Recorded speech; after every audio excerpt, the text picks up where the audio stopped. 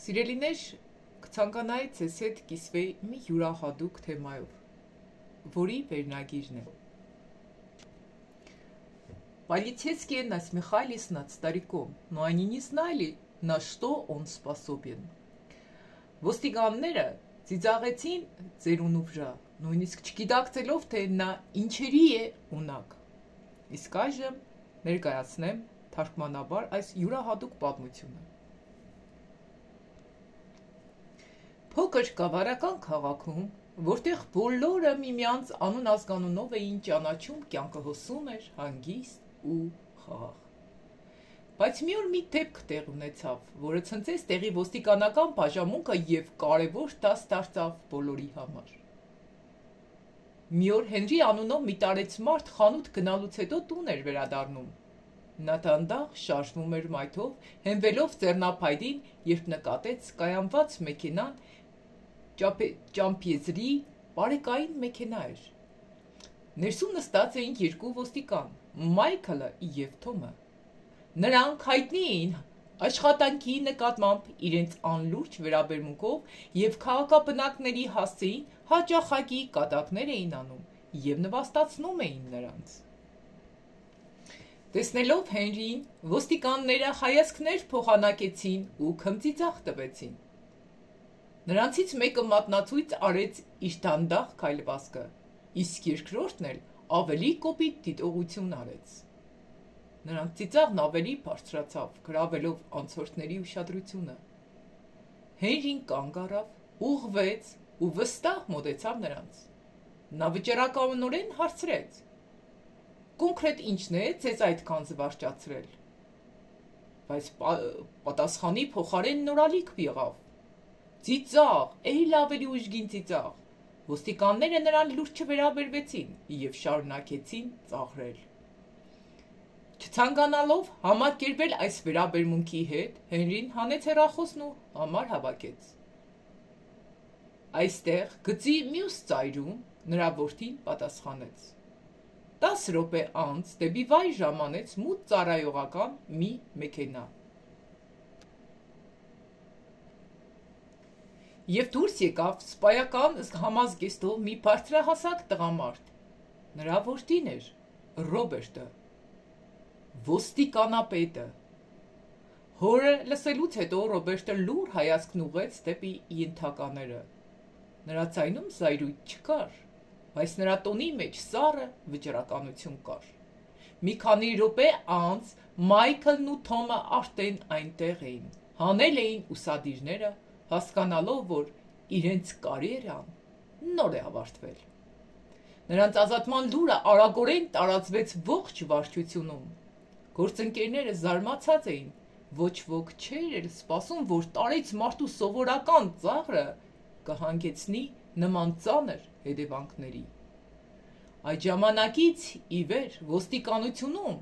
մարդկանց նկատմամբ վերաբերմունքը փոխվել էր։ Աշխատակիցները դարձել են ավելի հարգալից եւ պատասխանատու։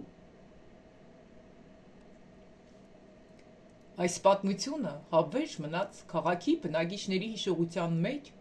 ծառայելով որպես հիշեցում, որ յուրաքանչյուր արարք ունի իր հետևանքները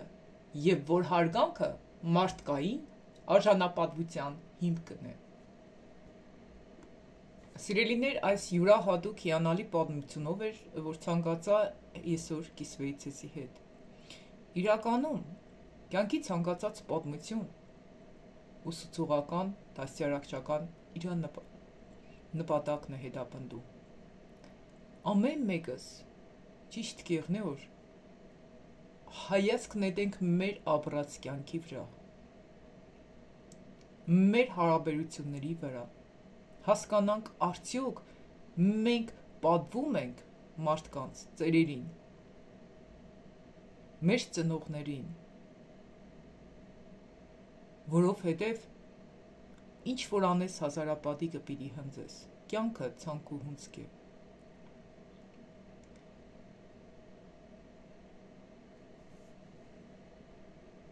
Կաշտանք առակաց 23-ի 22-ից 25 խոսքերը։ Հնազանդ է մորդ, որ ծնել է, ու մի անարգեք ու հայրդ երբ կծերանա։ Ճշմարտությունը ծախու առ, ու նրան մի ծախե, նմանապես իմաստությունը խրատն ու հանճարը։ Աշտարի հայրը շատ պիտի ցնծա, և իմաստուն զավակ ծնանողը նրա համար պիտի ուրախանա։